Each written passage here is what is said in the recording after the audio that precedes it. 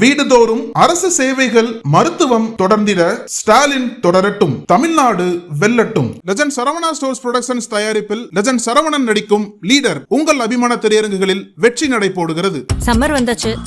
Watts your plan for this holiday? எங்க கிட்ட விட்டுருங்க, நாங்க பாத்துக்கிறோம். GT Holidays, South India's #1 travel brand. ஒரு ஒயிட் அம்பாசிடர், ஒரு வெள்ளை நீண்ட டவல் போயிட்டு அந்த சுரங்க பாதைக்கு ரெண்டு பக்கமும் இருந்த கூட்டம் கண்ணாடி இறக்கி விட்டு எல்லாருக்கும் கை காட்டி போனார். நான் எங்க அப்பாவோட நின்று கை காட்டினேன். அவரு ஏதோ என்ன நீ திமுக நீ உறுப்பினராக சேர வான்னு கூப்பிட்ட மாதிரி ஒரு ஃபீல். மேயருக்கு போலீஸ் பாதுகாப்பு கொடுப்பாங்க, அப்ப எனக்கு வேணாம் கொடுக்காதீங்க அப்படின்னு ஏங்கன்னாங்க. அவங்க பப்ளிக்கை கிட்ட அண்டை விட மாட்டேன்றாங்க. வேணாம், இது மக்களோட போய் இன்ட்ராக்ட் பண்ணணும், அவங்களோட தேவைகள் போய் கேட்கணும். நீங்க தனியாகவும் பவுன்சர்ஸ் வச்சுக்கல? இல்ல, அது மாதிரி பவுன்சர் கலாச்சாரம் பயங்கரமா.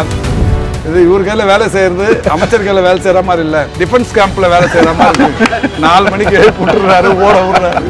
தமாஷுக்கு சொல்லுவேன், என்னடா இது மலையில ஏற போறோமா, ஐயோ அந்த வெயில்ல ஓட போறோமா, அப்படி இருக்காது. வண்டியை விட்டு இறங்கணும்னு நீங்க நல்லா ஓடுறீங்க, அருமையா பண்றீங்கன்னும் போது அந்த மோட்டிவேஷன் இந்த மாதிரி ஒரு வாத்தியார் யாருக்குமே கிடைக்க மாட்டாங்க. ஆனா எனக்கு ஒரு டவுட், இப்ப நீங்க 76ல அரசியலுக்கு வந்தீங்களா? அப்படின்னா அது ரொம்ப மோசமான ஒரு காலகட்டம் திமுகவுக்கு. எமர்ஜென்சி பீரியட் தாண்டி திமுக போராடிட்டு இருந்த ஒரு நேரம். அப்ப இயல்பாவே உங்களோட சாய்ஸ் அதிமுகவா இருந்திருக்க வாய்ப்பு அதிகம். அப்ப எம்ஜிஆர் ஒரு பெரிய மாசா வந்துட்டு இருக்காரு, ஆனா திமுகவே தேர்ந்தெடுத்து. எனக்கு சின்ன வயசுல இருந்தாங்க, நான் ஒரு கிராமத்துல பிறந்தேன். 5வது படிக்கிற வரைக்கும் சினிமா வாசனையா தெரியாது, சினிமாவுக்கே போனதா இல்லை. எங்க அக்காவை இங்க கல்யாணம் பண்ணி கொடுத்தாங்க சென்னையில.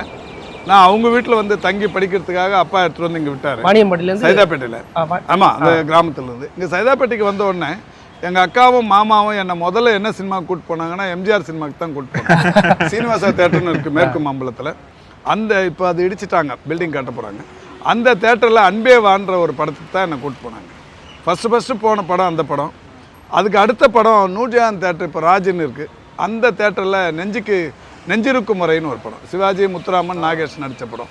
2வதாக பார்த்த படம் நாகேஷ் நடித்த, அது சிவாஜி நடித்த படம். நான் சிவாஜிக்கு தான் ரசிக்கிறான், எம்ஜிஆருக்கு ரசிக்கிறான். அது என்னவோ அது ஒரு ஈர்ப்பு, கலைஞரை நோக்கி ஈர்க்கப்பட்ட. அது எப்படின்னா 75, 6ல் அரங்கநாதன் சுரங்கப்பாதை திறந்தாங்க. 74 நினைக்கிறேன், 74, 75ல் அரங்கநாதன் சுரங்கப்பாதை திறந்தாங்க. இப்போ அன்பில் தர்மலிங்கம் உள்ளாட்சித்துறை அமைச்சர், KM சுப்பிரமணியங்கிறவர் அந்த ஏரியா கவுன்சிலர். அப்போது அந்த அரங்கநாதன் சுரங்கப்பாதை திறக்கிறதுக்கான மேடை சுரங்கப்பாதை முனையில் போட்டிருக்காங்க. கலைஞர் தான் திறந்து வைக்கிறார், முதலமைச்சராக திறக்கிறாரு. நானும் எங்கள் அப்பாவும் அந்த நிகழ்ச்சிக்கு போய் நிற்கிறோம். நான் இப்போ ஒரு 15 வயசு பையனாக போய் 74. அப்பாவுக்கு எந்த பொறுப்பும் இல்லை கட்சியில். யார் அப்பாவுக்கு? அவருக்கு ஒன்றுமே தெரியாது, அவர் கிராமத்தால். கட்சினாவே என்னன்னு தெரியாது. அப்போது அங்கே போய் நிற்கிறோம், நின்று பார்க்குறோம். கலைஞர் திறந்து முடிச்சுட்டு அந்த சுரங்கப்பாதைக்குள்ளே காரில் போய் ஒரு ஒயிட் அம்பாசிடர், ஒரு வெள்ளை நீண்ட டவல் போயிட்டு அந்த சுரங்கப்பாதையை ஒரு ரவுண்ட் அடிச்சுட்டு வர்றாரு. சுரங்கப்பாதைக்கு ரெண்டு பக்கமும் இருந்த கூட்டம் கண்ணாடி இறக்கி விட்டு எல்லாருக்கும் கை காட்டி போனார். நான் எங்கள் அப்பாவோட நின்று கை காட்டினேன். அவர் ஏதோ என்ன நீ திமுக நீ உறுப்பினராக சேர வான்னு கூப்பிட்ட மாதிரி ஒரு ஃபீல். அன்னைக்கிலிருந்து அவருக்கு அப்போ நீங்கள் சூரியனை காமிச்சிருக்கீங்க. அப்போ அதுலேருந்து அந்த 15 வயசுலேருந்து தீவிரமாக ஆகிட்டேன். 16 வயசுலேயே திமுகவில் 76ல் உறுப்பினர் ஆகிட்டேன். பிரேக்கிங் நியூஸ் எங்களுக்கு இது வரைக்கும் ஒரு உறுப்பினர். அப்புறம் சார், இந்த மேயர் ஆனதுக்கு அப்புறம் சார், மேயராக இருக்கும்போதும் சரி, எம்எல்ஏவாக இருக்கும்போதும் சரி, உங்கள்கிட்டயே மக்கள் டேரக்டா பேச முடியும். அந்த அளவுக்கு க்ளோஸ்னஸ்ல இருந்தீங்க, அதுவே நாங்கள் பார்த்துருக்கோம் நிறைய வாட்டி. ஆனால் இப்போ ஆளுங்கட்சியில் சிட்டிங் மினிஸ்டரா இருக்கீங்க. அதே மாதிரி அப்ப எதிர்கட்சி இருந்தா பிரச்சனை கிடையாது. இப்ப ஆளுங்கட்சி இருக்கிற சமயத்துல ஒரு அவைலபிளா இன்னும் இருக்கீங்களா மக்களுக்கு? டீ கடையில உட்காரோம்னா இதை விட அவைலபிலிட்டி எப்படி ப்ரூவ் பண்றது? அவைலபிலிட்டி எங்கேயாவது நான் இப்போ வெளியில டூர் இந்த 4.5 வருஷமா போறேன். முதல் வருஷம் போகும்போது நான் பெரும்பகுதியான அங்கே இருக்கிற கலெக்டர் ஆஃபீஸு அங்கங்கே தான் சாப்பாடு ரெடி பண்ணி கொடுப்பாங்க, லஞ்சோ நைட்டு டின்னரோ. எனக்கு அப்புறமா ஒரு வருஷத்துலேயே ஒரு ஃபீல் வந்தது. இப்போ நம்ம அங்கே இருக்கிற துறை அதிகாரிகளோ யாரோ இப்போ நமக்கு சாப்பாடு பண்ணுறாங்கன்னா, இப்போ என் கூட ஒரு 10 பேர் போகிறோம், அதில் 4-5 பேர் இருக்கிறோம், அதிகாரிகள் 10 பேர் இருக்கிறோம். 10 பேருக்கு சாப்பாட்டுக்கு அரசு எதுனா தனியாக ப்ரொவிஷன் கொடுக்குதான்னா பெரிய அளவில் இல்லை. அப்போது இவங்க வேறு ஏதோ சங்கடப்பட்டு இல்லை ஏதாவது பண்ணி தான் அந்த நமக்கு சாப்பாடு பண்ணி தரோம். அதுலேருந்து இப்போ அங்கே நான் சாப்பிட்றதே விட்டுட்டேன். 3.5 வருஷமாக இப்போ அரசு அலுவலர்கள் தயார் பண்ணி கொடுக்குற உணவு சாப்பிட்றதில்ல.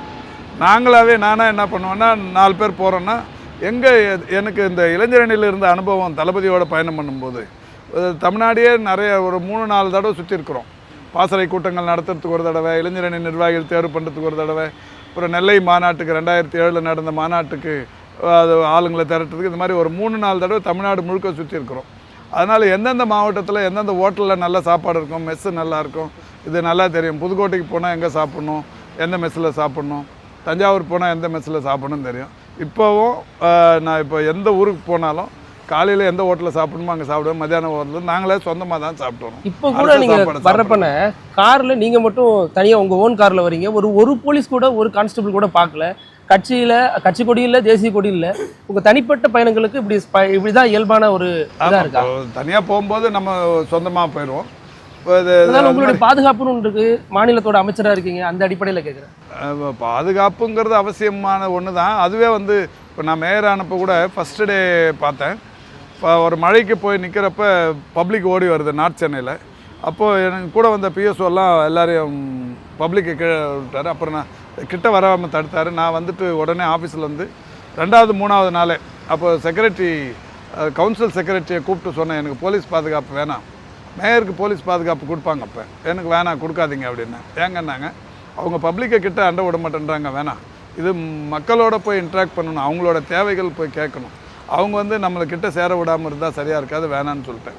அப்போ போலீஸ் பாதுகாப்பு நான் எடுத்துக்கல மேயராக இருக்கிற வரைக்கும். நீங்கள் தனியாகவும் பவுன்சர்ஸ் வச்சுக்கல? இல்லை, அது மாதிரி எதுவும் பவுன்சர் கலாச்சாரம் பயங்கரமாக அந்த மாதிரி எதுவும் கிடையாது. அதுக்கான தேவையும் இல்லை. நீங்கள் ஒரு வெகுஜன விரோதியாக இருந்தால் தானே அதெல்லாம் வேணும். அதெல்லாம் ஒன்றும் இல்லை. இப்போ வந்து அமைச்சராக இருக்கும்போது அவசியம் பிஎஸ்ஓஸ் இருப்பாங்க. பிஎஸ்ஓஸும் கூட இப்போ எங்கள் கையில் இருக்கிற பிஎஸ்ஓஸ் என்ன மாதிரியே டெய்லி 15 கிலோமீட்டர் 12 கிலோமீட்டர் நீங்க தேர்ந்தெடுத்தீங்களா சார்? அந்த மாதிரி அவங்கள நான் இல்லை, அரசாங்கமே வந்தது. அவங்க அதுக்கேற்ற மாதிரி அவங்க மனநிலையை மாற்றதுக்கு அப்புறம் ஒரு பிஎஸ்ஓ இருந்தார், ராஜான்னு ஒரு பிஎஸ்ஓ. அவர் இப்போ அசிஸ்டன்ட் இன்ஸ்பெக்டர் ஆகி வெளில இருக்கார். இன்னொரு பிஎஸ்ஓ அசிஸ்டன்ட் கமிஷனர் ஆகி ப்ரொமோஷனில் வெளில போனார். ப்ரொமோஷனில் வெளில போன அந்த பிஎஸ்ஓ கூட இன்னமும் எங்கையில் வரணும்னு தான் மனு கொடுத்துருக்காரு. அதில் ஒரு பிஎஸ்ஓ சொன்னது தான் தமாசா இருக்கும், இது இவர் கையில் வேலை செய்கிறது அமைச்சர் கையில் வேலை செய்கிற மாதிரி இல்லை, டிஃபென்ஸ் கேம்பில் வேலை செய்கிற மாதிரி இருக்கு. 4 மணிக்கு எழுப்பி விட்டுறாரு, ஓட விடுறாரு, தமாஷுக்கு சொல்லுவார். அவர் இப்போ இன்ஸ்பெக்டராக தான் எந்த ஊரில் இருக்காரு, பள்ளிக்கரணையில் தான் இருக்கிறாரு. அவர் ஜாலியாக சொல்லுவார், டிஃபென்ஸ் கேம்பில் வேலை செய்கிற மாதிரி இருக்கு இவர் கையில், 4 மணிக்கெலாம் எழுந்து ரோட்டில் ஓட விட்டுறாருனாங்க. அது மாதிரி எனக்கு வர பிஎஸ்ஓஸ்லாம் கூட ஃப்ரெண்ட்லியாக, அவங்களுக்குமே என்னோட மனநிலை தெரியும், யாரும் என்னை கிட்ட அண்டை விடாமலாம் பண்ணுறதில்ல.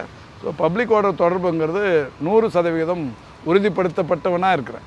இப்போ எங்களுக்கு சார் ப்ரெஸ்ஸில் பார்க்கும்போது சார் வந்து ஒரு சின்சியரான சீரியஸான மினிஸ்டராக படுறாரு. உங்கள் கூட எப்படி இருப்பார்? நண்பர்கள் கூட ஒரு ஜாலியான லைட்டான நாங்கள் நிறைய சினிமாவுக்கு போனோம், நாங்கள் அவங்கள்ட்டையும் கேட்கணும்னு. அதாவது எங்களுக்கு ரொம்ப மோட்டிவேஷனல்.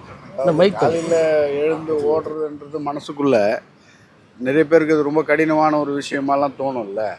இவங்க எங்களை எப்படி வழி நடத்துவாங்கன்னா, அந்த ஒரு மோட்டிவேஷன் ஸ்பீச்சும் இருக்கும், ஒரு சந்தோஷமான ஒரு சூழ்நிலையை ஏற்படுத்திடுவாங்க.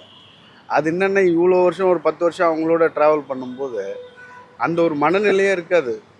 என்னடா இது, இந்த மலையில் ஏற போகிறோமா, ஐயோ அந்த வெயிலில் ஓட போகிறோமா, அப்படி இருக்காது. வண்டியை விட்டு இறங்கணுன்னு நீங்கள் நல்லா ஓடுறீங்க, அருமையாக பண்ணுறீங்கன்னும் போது அந்த மோட்டிவேஷன் வந்து இந்த மாதிரி ஒரு வாத்தியார் யாருக்குமே கிடைக்க மாட்டாங்க. அந்த அளவுக்கு எங்களுக்கு ஏன்னா போலீஸ் மிலிட்டரிக்கு போகிறதுக்கு முன்னாடி சாப்பிட்ட 1 மாதம் டெய்லி வாக்கிங் கூட சரியாயிடலாம். நக்கீரன் டிவிக்கு சப்ஸ்கிரைப் செய்யுங்கள். உங்கள் ஆதரவே எங்கள் பலம்.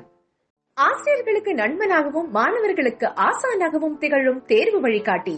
ஒவ்வொரு பாடத்திற்கும் அனுபவமிக்க ஆசிரியர்களின் துல்லியமான தெளிவான விடைகள். CNC இருக்கு, தேர்வு பயம் எதற்கு? இது தீரன் பப்ளிஷிங் ஹவுஸ் விற்பனை வெளியீடு.